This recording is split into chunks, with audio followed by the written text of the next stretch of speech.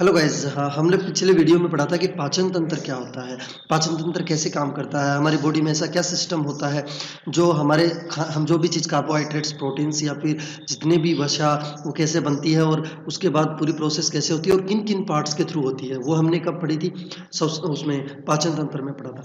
आज का जो पार्ट है बहुत इंपॉर्टेंट पार्ट है श्वसन तंत्र, क्योंकि श्वास लेना ही तो जिंदगी है। अगर श्वास बंद कर लोगे तो आप जी नहीं पाओगे। खाने के लिए के बाद थोड़ा दिन कुछ हो सकता है कि आप जी सको खाना नहीं खाने से, पर श्वसन तंत्र एक ऐसी चीज है जो कुछ समय के लिए तो आप रोक सकते हो, पर इसको हम रोक नहीं सकते हैं। तो बेसिकली श्वसन तंत्र का मतलब क्या है? हमारे अंदर बॉडी के अंदर जो हम श्वास लेते हैं, हम ऑक्सीजन इनहेल करते हैं, कार्बन डाइऑक्साइड बाहर निकालते हैं, तो वो प्रोसेस कैसे होती है हमारी बॉडी के अंदर, ऐसा क्या चीज होती है, तो वो श्वसन तंत्र कहलाता है। अब हम थोड़ा सा इस डायग्राम पे देखते हैं। ये जो डायग्राम है, अब ये डायग्राम को देखें हम ध्यान से, तो देखो ये हमारी नाक से एक नली निकलती है और एक हमारे मुंह से नली निकल रही है। ठीक है, ये क्या कहलाती है? श्वसन नली। क्या कहलाती है? श्वसन नली। अब देखो यहाँ पर एक कंठ रूपी होता है, हमारे कंठ के अंदर क्या होता है? एक कंठ टाइप होता है। वो क्या होता है? वो उसको एड्रिनल ग्रंथि या फिर क्या बोलते हैं, एडम्स एप्पल, मतलब एड्रिनल ग्रंथि, थायराइड ग्रंथि, सॉरी थायराइड ग्रंथि या फिर एडम्स एप्पल बोला जाता है, जो हमारे कंठ रूपी होता है। अब ये नली क्या करती है? देखो नली नीचे आने के बाद दो भागों में डिवाइड हो जाती है, दो भागों में डिवाइड हो जाती है। तो ये क्या कहलाते हैं? फेफड़े, दायां फेफड़ा और बायां फेफड़ा। और ये जो नली है ये क्या कहलाती है? ये कहलाती है श्वास नली। अब सर कहोगे फेफड़ों के अंदर देखो छोटी छोटी ग्रीन कलर की, देखो ये दिख रही हैं आपको, ये छोटे छोटे मतलब नलिकाएं टाइप दिख रही हैं। ये क्या कहलाती हैं? ये श्वसनिकाएं कहलाती हैं। जो श्वास, जो हम ऑक्सीजन इनहेल करते हैं या फिर कार्बन डाइऑक्साइड बाहर निकालते हैं, वो आगे पढ़ेंगे, उनको बाहर या अंदर ले जाने का काम करती हैं। उसके बाद देखो फुफ्फुस। फुफ्फुस क्या होता है? जब ऑक्सीजन अंदर जाती है हमारे शरीर में, ऑक्सीजन हम अंदर कैसे लेते हैं आप समझ सकते हो। ऑक्सीजन अंदर लेने के लिए हमारे शरीर में क्या होता है कि जैसे हमने ये चीज है, ये गुब्बारा मानो। अब इस गुब्बारा में हवा तभी तो भरी जाएगी ना जब ये फूलेगा। तो ऐसे ही ये हमारा पार्ट्स होता है फुफ्फुस। ये क्या करते हैं? जब फूलते हैं तो इनके अंदर ऑक्सीजन जाती है और ये जैसे ही सिकुड़ते हैं तो देखो गुब्बारे से हवा बाहर आ जाती है, वैसे ही ये दोनों फुफ्फुस क्या करते हैं? फैलते हैं और सिकुड़ते हैं, तो ऑक्सीजन क्या हो जाती है? बाहर आ जाती है। ठीक है, अब क्या क्या क्या होता है कि अब देखो उसके बाद क्या होता है? ये फेफड़े होती है, श्वसनिकाएं होती है। उसके बाद जैसे ही फेफड़े खत्म होते हैं, नीचे क्या होता है? हमारा तंतु पर स्टार्ट हो जाता है। जैसे हमने पढ़ा था कि नीचे छोटी आंत, बड़ी आंत, किडनी, लीवर, ये बहुत सारी चीजें होती हैं। बड़ी आंत के बाद उसके अंदर हमने पढ़ा था कि पिछले वाले वीडियो में हमने क्या क्या पढ़े थे, वो सारी चीजें इसके बाद शुरू हो जाती है तंतु पर से। हार्ट होता है वो इन फुफ्फुस के नीचे की साइड होता है। तो आज हम सबसे पहली चीज क्या पढ़ने वाले हैं? सबसे पहली चीज हम पढ़ने वाले हैं आज श्वसन तंत्र होता क्या है और ये श्वसन तंत्र कैसे काम करता है। ठीक है गाइस, मैं आपको बताऊं कि श्वसन तंत्र होती है वो क्या होती है। जो श्वसन तंत्र होता है ये क्या होता है? जैविक रासायनिक क्रिया होती है। ठीक है, क्या होती है? जैविक रासायनिक क्रिया। अब बोलोगे सर जैविक रासायनिक क्रिया कैसे होती है? बिल्कुल, जैविक रासायनिक क्रिया अपने आप हो गई। क्योंकि जैविक रासायनिक क्रिया का मतलब क्या होता है? कुछ रसायन, जैसे ऑक्सीजन पार्टिकल्स जाते हैं, ऑक्सीजन के पास साथ में बहुत सारी गैसेज जाती है और कार्बन डाइऑक्साइड अंदर से बाहर आती है, फिर ब्लड के साथ ही ऑक्सीजन मिलती है, वो आगे पढ़ेंगे। तो ये सारी क्या होती है? रासायनिक क्रिया, जैविक रासायनिक क्रिया कहलाती है। ठीक है, दूसरी चीज, श्वसन तंत्र में जो गैसों का आदान प्रदान होता है, गैसों का आदान प्रदान वो किसके थ्रू होता है? गैसों का आदान प्रदान किसके थ्रू होता है? ये जो गैसों का आदान प्रदान होता है ये होता है फेफड़ों के थ्रू। क्या होता है? फेफड़ों के थ्रू।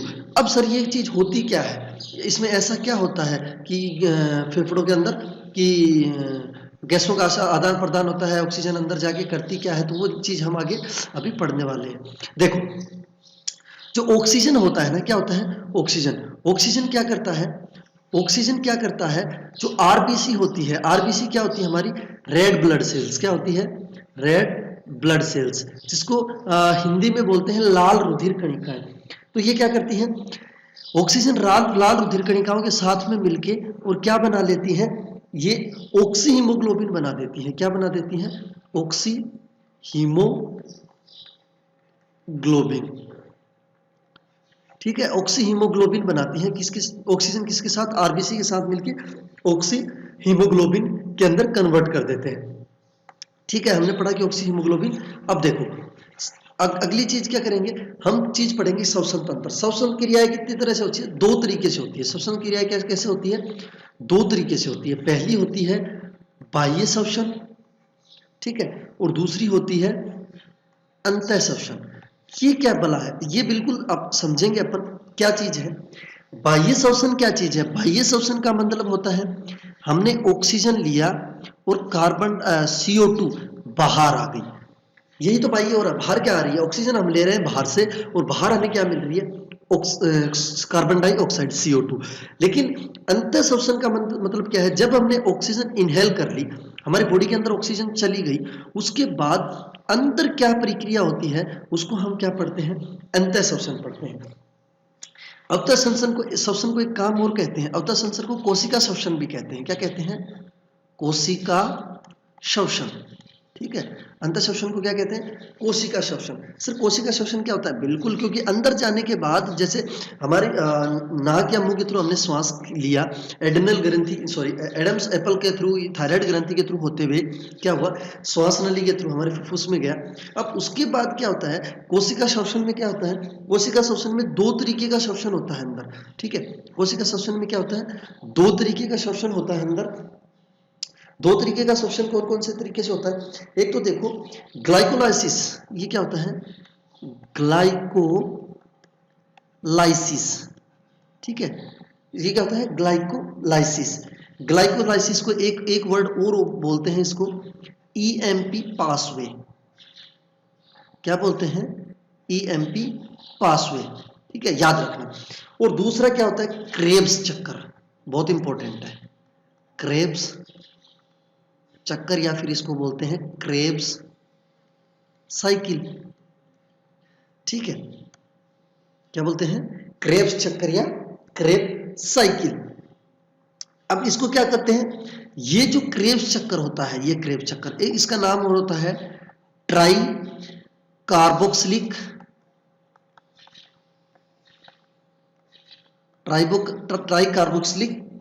एसिड चक्कर।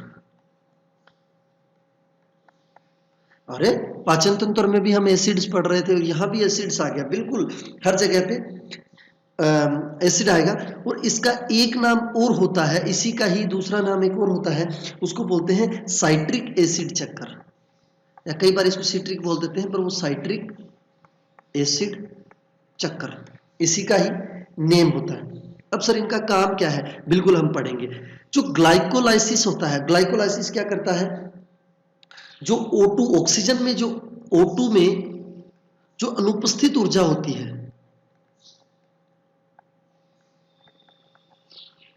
जो ऑक्सीजन जो ऑक्सीजन की अनुपस्थित ऊर्जा होती है, ऑक्सीजन में जो अनुपस्थित ऊर्जा होती है, उसको क्या करता है, ये पायरुविक अम्ल का निर्माण करता है। उससे क्या करता है, ये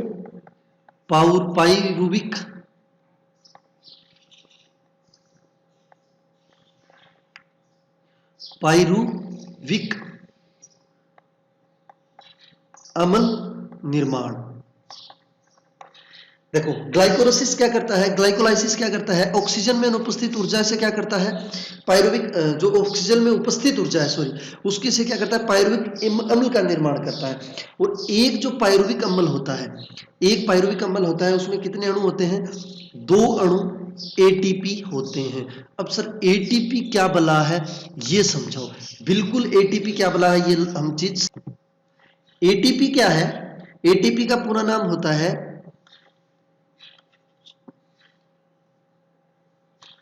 ATP, जो होता है ना ATP का पूरा नाम होता है एडिनोसिन। क्या होता है, एडिनोसिन ट्राइफॉस्फेट ATP। और ये विशेष ध्यान रखने वाली बात है, जो ATP है ना, इसको कोशिका की करेंसी बोलते हैं सर। करेंसी मतलब पैसा, कोशिका होती है उसकी क्या बोलते हैं, इसको कोशिका की करेंसी, मतलब कोशिका की मुद्रा, हिंदी में बोले तो मतलब कोशिका का धन। कोशिका का धन क्या होता है, ATP। अब देखो ATP होता क्या है, देखो कार्बनिक होता है ना, कार्बन, कार्बन के जो रासायनिक यौगिक होते हैं, कार्बन के रासायनिक यौगिकों को क्या बोलते हैं? कार्बनिक रासायनिक यौगिक बोलते हैं। और जो हमारी प्रकृति है, हमारी नेचर है, इसके अंदर 10 लाख से ज्यादा कार्बन रासायनिक यौगिक है, कार्बनिक यौगिक है, ठीक है। तो ये क्या होता है, और जो जीवन पद्धति में जो एटीपी होते हैं, ये क्या होते हैं? इनके साथ कार्बन के साथ हाइड्रोजन मिला होता है, और कार्बन जो मिश्रण होता है, इनमें से कार्बन डाइऑक्साइड, कार्बन मोनोऑक्साइड जैसे अणु होते हैं। तो जैसे अमीनो अम्ल, प्रोटीन, आरएनए, डीएनए, सारे के सारे क्या है? कार्बनिक यौगिक है, और सारे के सारे क्या बनाते हैं? ये एटीपी का निर्माण करते हैं। मतलब एटीपी है तो बहुत इंपॉर्टेंट चीज हमारी बॉडी के लिए।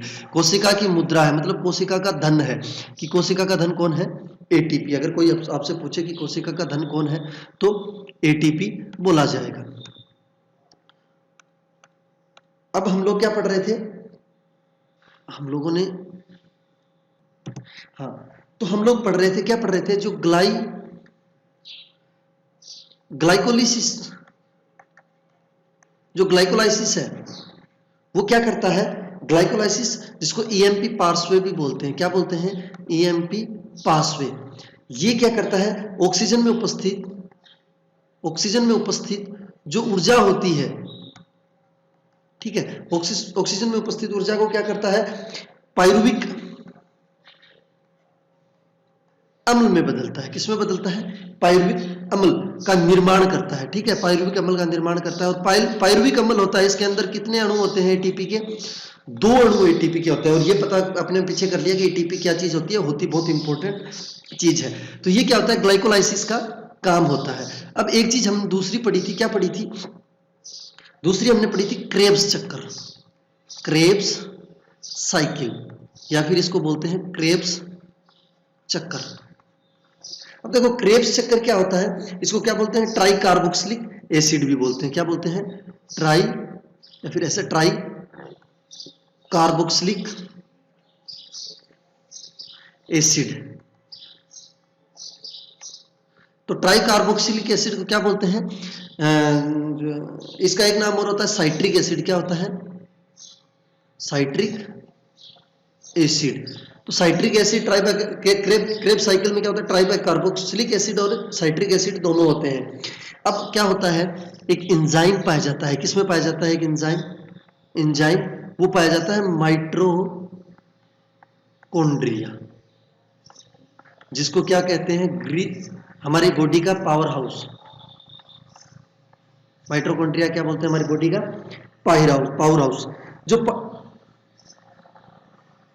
जो एंजाइम होता है वो क्या करता है? जो ये एसिड होता है ट्राई ऑक्सी एसिड, इसमें जो ऑक्सीजन के अणु होते हैं, ऑक्सीजन के जो अणु होते हैं इसके अंदर क्रेब्स सर्किल, ये क्या करता है? पूर्ण ऑक्सीकरण कर देता है। क्या कर देता है? एंजाइम क्या करता है? जो अम्ल होता है, देखो ऑक्सीजन के अणु किसमें बदले थे? किसमें बदले थे? पायरिक एसिड या अम्ल जो बना था। क्या बना था? पायरिक एसिड या अम्ल बना था। उसके अम्ल का क्या कर देता है? पूर्ण ऑक्सीकरण। बिल्कुल, क्या कर देता है?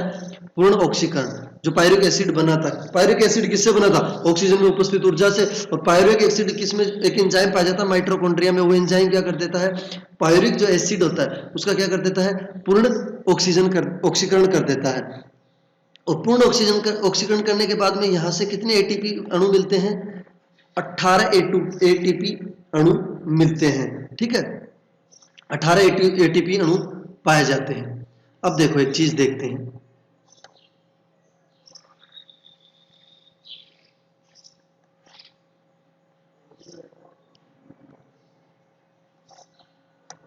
ठीक है, 18 एटीपी अणु पाए जाते हैं। अब क्या होता है? देखो श्वसन क्रिया होता है इसमें, ग्लूकोज और ये सारी चीजें इसमें क्या होती है? परिवर्तन होती है। हमने ये चीज देखा है ना। और हम थोड़ा डायग्राम को भी समझ लेते हैं। डायग्राम देखते हैं तो डायग्राम में क्या होते हैं?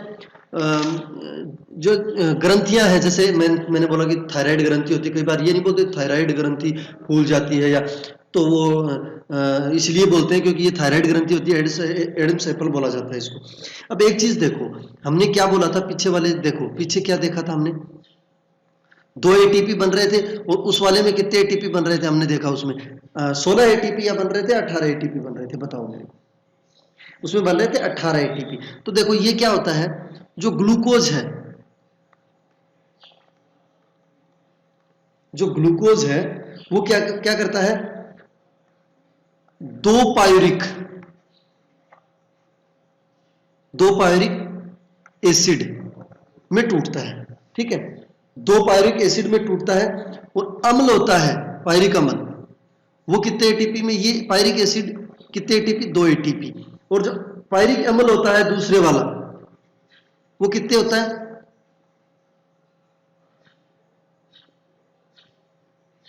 सॉरी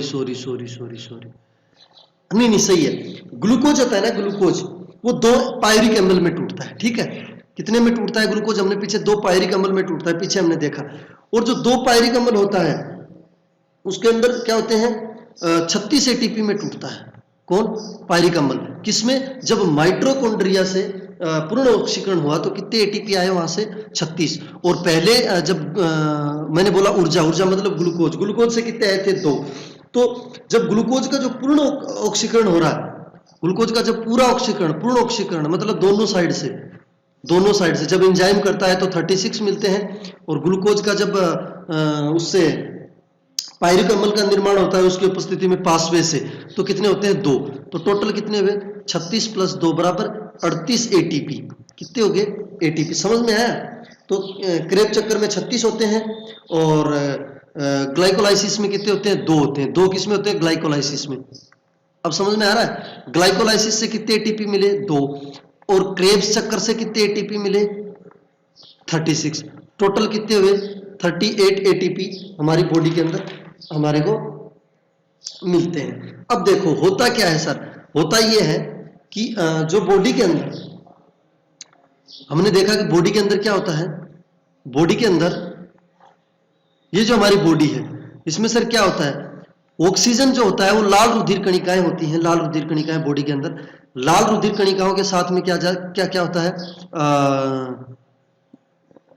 मिलता है। और लाल रुधिर कणिकाओं में क्या है, ऑलरेडी CO2 होती है। क्या होती है, पहले ये वाली जो प्रक्रिया मैं लिख रहा हूं CO2 + RBC ये होती है। लेकिन जब हम इनहेल करते हैं क्या, ऑक्सीजन, तो ये ऑक्सीजन क्या करती है, इस CO2 को यहां से हटा देती है और अब RBC के साथ कौन बना लेती है, अपना हीमोग्लोबिन। मैंने बताया था ना आपको, कौन सा बना लेती है, ऑक्सी हीमोग्लोबिन बना लेती है और ऑक्सीजन को यहां से हटा देती है। और जैसे ही ऑक्सीजन यहां से हटी तो ऑक्सीजन क्या करेगी, वापस फुफ्फुस में आती है। और फुफ्फुस में आने के बाद में जैसे ही फुफ्फुस सिकुड़ते हैं तो ऑक्सीजन नली के थोड़ा यहाँ से कार्बन डाइऑक्साइड यहाँ से बाहर आ जाती है। तो ये था हमारा श्वसन तंत्र, हमारे को श्वास कैसे लेते हैं और हमारे अंदर श्वास काम कैसे करते हैं। अब गाइस इसके बाद एक अच्छी चीज पढ़ते हैं, उत्सर्जी तंत्र। उत्सर्जी तंत्र क्या होते हैं, क्या श्वसन तंत्र भी एक उत्सर्जी तंत्र है? बिल्कुल, जो श्वसन तंत्र है वो भी उत्सर्जित तंत्र है, क्योंकि CO2 को बाहर उत्सर्जित करता है। तो श्वसन तंत्र भी क्या था, एक उत्सर्जित तंत्र था। तो हम उत्सर्जित तंत्र को पढ़ते हैं। उत्सर्जित तंत्र से पहले हम थोड़ा सा डायग्राम देख लेते हैं उत्सर्जित तंत्र का, तो वो कैसे होता है।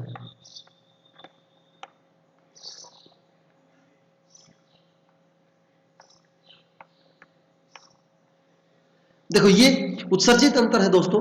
इस उत्सर्जित तंत्र में देखो अलग अलग चीजें दिखाई गई है। इनमें क्या क्या है, देखो आपको 2 तरह की कलर की नलिकाएं दिखाई दे रही है, दिख रही है 2 तरह की नलिकाएं। एक तो देखो ये दिख रही है रेड कलर में, और एक ये दिख रही है ग्रीन कलर में। जो रेड कलर के अंदर है, रेड कलर की नलिका, वो किससे जुड़ी होती है, वृक्क से जुड़ी होती है। वृक्क से मतलब हमारी किडनी से जुड़ी होती है। हमारे बॉडी के अंदर दोनों साइड किडनी होती है और एक बार में एक ही किडनी काम करती है, और अगर दूसरी फेल हो जाए तो दूसरी काम करने लग जाती है। और देखो इस वृक्क के ऊपर एक छोटी छोटी, ये देखो इधर भी है और इधर भी, इन किडनी के ऊपर, इसको क्या बोलते हैं, इसको बोलते हैं एड्रिनल ग्रंथि। ये काम क्या करती है वो हम आगे पढ़ेंगे। अब देखो वृक्क के अंदर से 2 नलिकाएं बाहर आ रही है, इनको क्या बोलते हैं, डोर्सल सॉरी, जो नलिकाएं आती है इसको क्या बोलते हैं, मूत्रवाहिनी। जो नलिकाएं बाहर आ रही है इसको क्या बोलते हैं, मूत्रवाहिनी। ये दोनों क्या है, मूत्रवाहिनी है, जो मूत्र को मूत्रभारक मूत्राशय तक ले जाने का काम करती है। अब देखो जो रेड की जो आपको नलिका दिखाई दे रही है, पाइप दिखा रही है, जो दोनों साइड किससे जुड़ी हुई है, किससे जुड़ी हुई है, वृक्क से। इसको क्या बोलते हैं, डोर्सल आर्टरी। क्या बोलते हैं, डोर्सल आर्टरी। और एक देखो दोस्तों ग्रीन ग्रीन कलर की दिख रही है, इसको क्या बोलते हैं? इंटीरियर वेसाइटिस। इसको क्या बोलते हैं? इंटीरियर वेसाइटिस, जो ग्रीन कलर की दिख रही है। अब हम जैसे किडनी के अंदर को देखेंगे, किडनी के अंदर भाग को देखें तो किडनी के अंदर क्या होता है? मेडुला और कॉर्टेक्स, दो चीजें होती है किडनी में। ये जो है ये क्या होता है? मेडुला, और इसके अंदर का जो हिस्सा है ये क्या होता है? कॉर्टेक्स। और ये मूत्र मार्ग है, ये मूत्रा से यहाँ पेशाब इकट्ठा होता है और यहाँ से क्या होता है? मूत्र से मार्ग से मूत्राशय से बाहर आ जाता है। तो ये हमारे उत्सर्जित तंत्र थे। लेकिन क्या इतने ही उत्सर्जित तंत्र हैं? जी हाँ, नहीं। उत्सर्जित तंत्र बहुत सारे होते हैं। उत्सर्जित तंत्र बहुत सारे होते हैं। कैसे होते हैं? आज हम उनका पढ़ेंगे। सबसे पहले उत्सर्जन तंत्र कौन सा होता है? त्वचा। क्या बात कर रहे हो सर? बिल्कुल, त्वचा क्या होती है? सबसे पहली उत्सर्जन तंत्र। फिर क्या होता है अगला? गुर्दा। क्या होता है? गुर्दा। उससे अगला क्या होता है? फेफड़ा। ठीक है। और फिर क्या होते हैं? यकृत।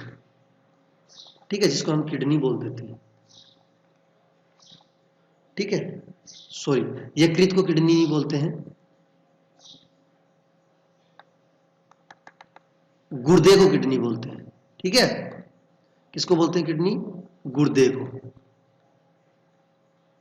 ठीक है। अब एक चीज देखो, ये लीवर होता है, यकृत क्या होता है? लीवर।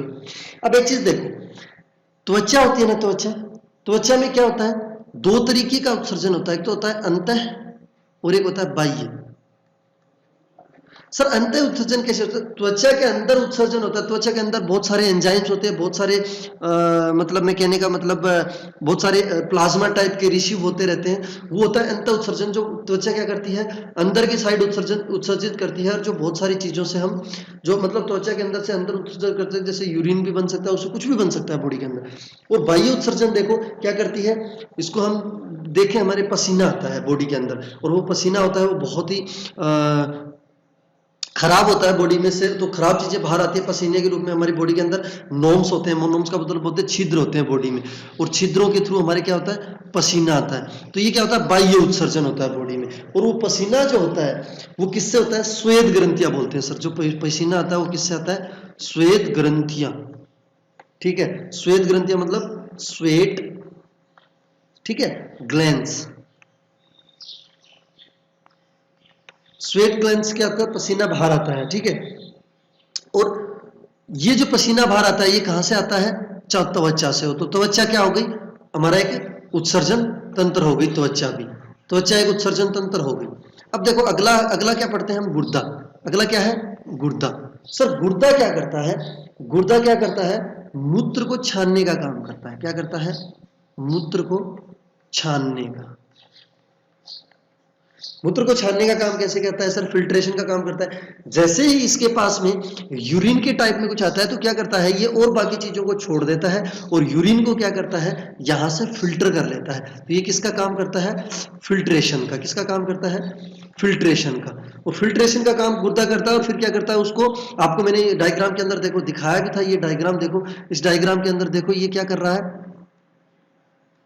जो गुर्दा है वो क्या कर रहा है?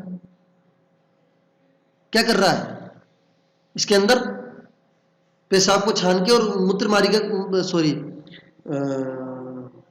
मूत्र वाहिनी में ही तो भेजता है। अब अगला आता है सर फेफड़ा। ये फेफड़े का हमने पढ़ लिया, क्या था? श्वसन क्रिया में हमने क्या किया? फेफड़े का पढ़ लिया। क्या करता है? ऑक्सीजन को अंदर लेता है, CO2 को बाहर निकालता है। अगली चीज आती है बहुत इंपॉर्टेंट, यकृत। सर अगली चीज इंपॉर्टेंट कैसे हुई? हाँ जी, हम इसके बारे में पढ़ेंगे कि अगली चीज इंपॉर्टेंट क्यों है। देखो यकृत क्या करता है?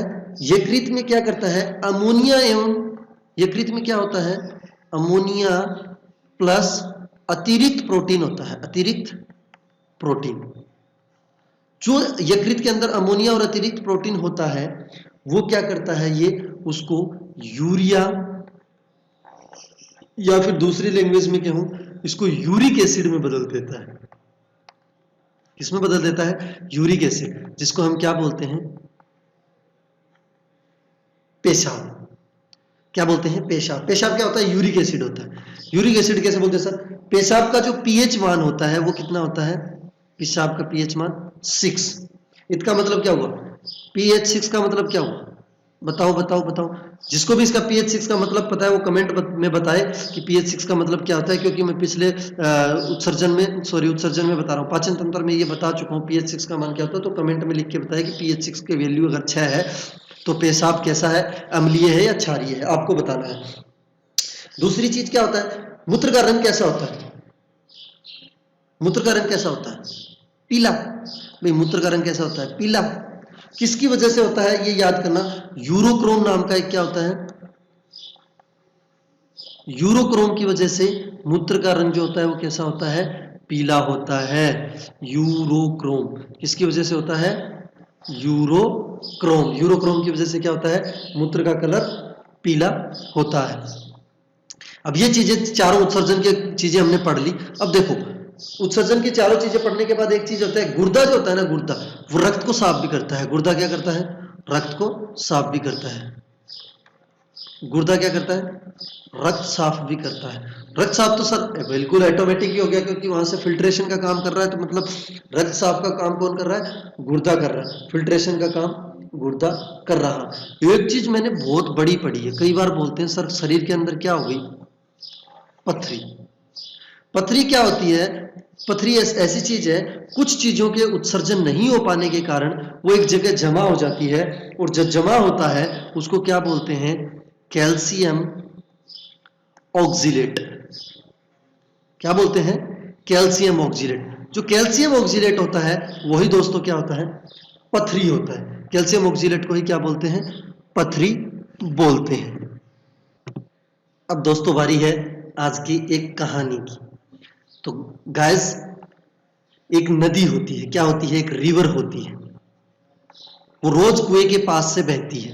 तो एक दिन उसको कुएं को चिढ़ाने की इच्छा हुई, तो नदी ने बोला, अरे कुएं तू ऐसे उदास उदास क्यों है, तेरे और मेरे में क्या फर्क है, मैं देखो कितने मस्त रहती हूँ और तू इतना शांत शांत रहता है। तो जो कुएं ने जवाब दिया दोस्तों, उस जवाब को अपने जीवन में जरूर उतार लेना। कुएं ने बोला, मैडम ठहराव और भटकाव में बहुत फर्क है, तू हमेशा भटकती रहती है और मैं ठहरा हुआ हूं। पहली बात, सर कैसे हुआ, उसने बोला तू ऊपर से नीचे आती है इसलिए खारी हो जाती है, और मैं नीचे से ऊपर आता हूं इसलिए मैं मीठा हो जाता हूं। तो दोस्तों हमेशा जमीन से जुड़े रहना, हमेशा कभी किसी चीज का घमंड मत करना, या फिर हमेशा नीचे से ऊपर उठने की कोशिश मत करना। अर्थात ये कहानी का मतलब क्या है, इस कहानी से हमें ये मिलता है कि कभी भी अगर कितना भी अच्छा काम करो आपको ये जरूर मालूम होना चाहिए कि मैं जमीन से जुड़ा हुआ हूं कि नहीं। एक सबसे और अच्छा इसने जवाब दिया कुएं ने कि सुन, तू प्यासे के पास चलकर जाती है, तू किसी प्यासे के पास चलकर जाती है और प्यासा मेरे पास चल के आता है। Thank you so much guys, और ऐसा ही अपने जीवन में उतार लीजिए कि जिंदगी में कुछ करो ऐसा कि नाम हो जाए, और नाम ऐसा करो कि नाम लेते ही काम हो जाए। Thank you so much.